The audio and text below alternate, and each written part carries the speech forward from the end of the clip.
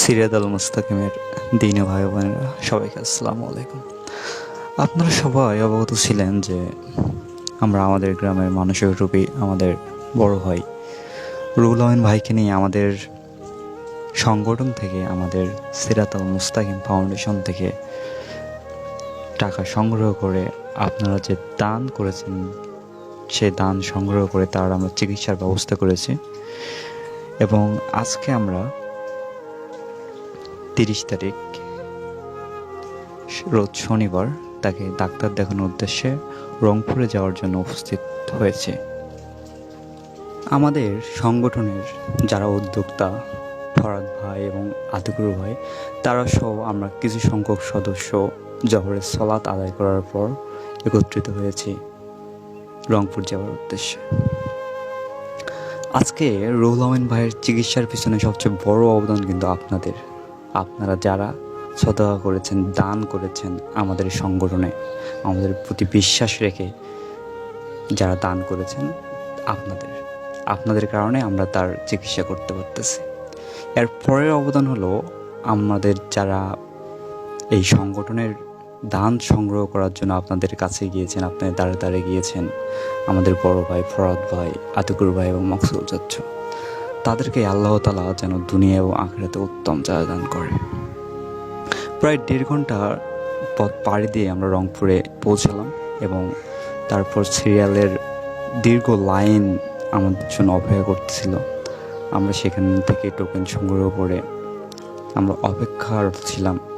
প্রায় 2 ঘন্টা পর আমরা রুহুল আমিন ভাইকে স্যারের সঙ্গে দেখা করাইতে পারি। রুহুল আমিন ভাইকে ডাক্তারের কাছে নিয়ে যায় তার আম্মা এবং আমাদের ফরাদ ভাই।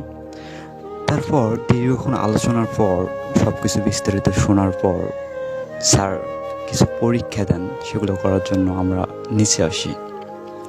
তখন ফরাদ ভাই আমাদের বলে যে ডাক্তার স্যার কি বলল।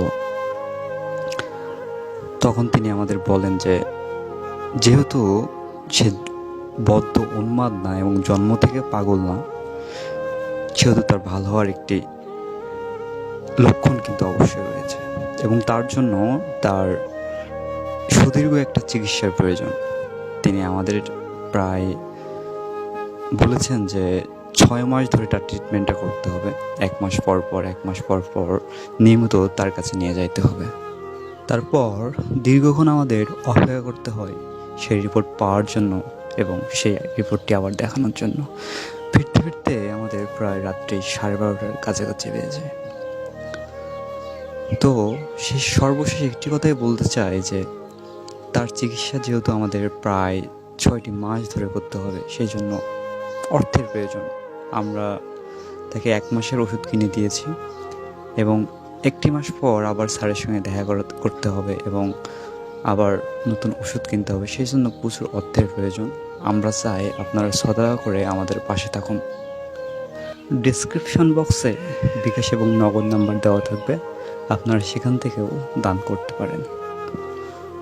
আল্লাহ তাআলা আপনাদের দান কবুল করুন এবং আপনাদের উত্তম জাযা দান করুন এবং আপনাদের এই দানের বিনিময়ে আল্লাহ তাআলা যেন তাকে সুস্থতা দান করে। আল্লাহুম্মা।